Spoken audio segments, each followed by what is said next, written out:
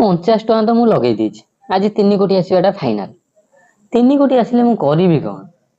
ଗୋଟେ କାମ କରିବି, ଆମ କ୍ରିକେଟ ଗ୍ରାଉଣ୍ଡରେ ଛାତ ପକେଇଦେବି। ଛାତ ପକେଇକି ଏସି ଲଗେଇଦେବି। ଆମ ଛୁଆ ଏସି ରେ କ୍ରିକେଟ ଖେଳିବେ। ଇଏ ଖରା ଗରମରେ କ୍ରିକେଟ ଖେଳିବେ ନା? ମୁଁ 3 କୋଟି ପାଇବି, ମୋ ଛୁଆ ଖରା ଗରମରେ କ୍ରିକେଟ ଖେଳିବେ, ଏଗୁଡା କଥା? ଆମ କ୍ରିକେଟ ଗ୍ରାଉଣ୍ଡରେ ଫାଷ୍ଟ ଛାତ ପଡିଯିବ। ତାପରେ ଆମ ଘର ଗେଟ୍ ତ ମୁଁ ଭାଙ୍ଗି ଦେଇଛି।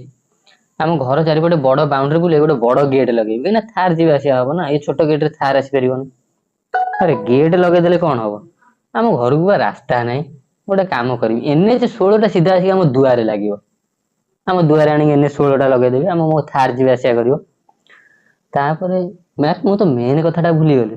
ଥରେ କାଉଣ୍ଟର ଯାଇଥିଲି, ତାକୁ ମୁଁ ଗୋଟେ କାଉଣ୍ଟର ବାଲାକୁ ନମ୍ବର 1 ମାଗିଲି। ସେ ମତେ ଶୋଧିଥିଲା, କାହିଁକିନା ମୁଁ ବାକି ମାଗିଥିଲି। ସେ ଶଳା ମୁହଁକୁ ନେଇକି 10 ଲକ୍ଷ ଖଣ୍ଡେ ମାରିବି, କହିବି ଆଡଭାନ୍ସ ରଖିଥା। ନା, ଏ ଆଡଭାନ୍ସ କାମ ନୁହଁ। ଗୋଟେ କାମ କରିବି, ଡାଇରେକ୍ଟ କାଉଣ୍ଟର ଟା କିଣିଦେବି। ସେ କାଉଣ୍ଟର ବାଲାକୁ ମୁଁ ସେ କାଉଣ୍ଟରରେ ଚାକିରି ଦେଇଦେବି। ମୋର ତ କାଉଣ୍ଟର ହେଇଯିବ, ମୋ ମନ ଯେତେବେଳେ ହବ ଯିବି ବସିବି ପିଇବି, ଆଉ କେହି କିଛି କହିବାର ନାହିଁ। ଆଉ ଏଇଟା ଠିକ, ସେ କାଉଣ୍ଟର କିଣିଦେବି। ଛାଡ, କୋଟିପତି ତ ମୁଁ ହେଇଗଲି ଆଉ, ଛାଡ।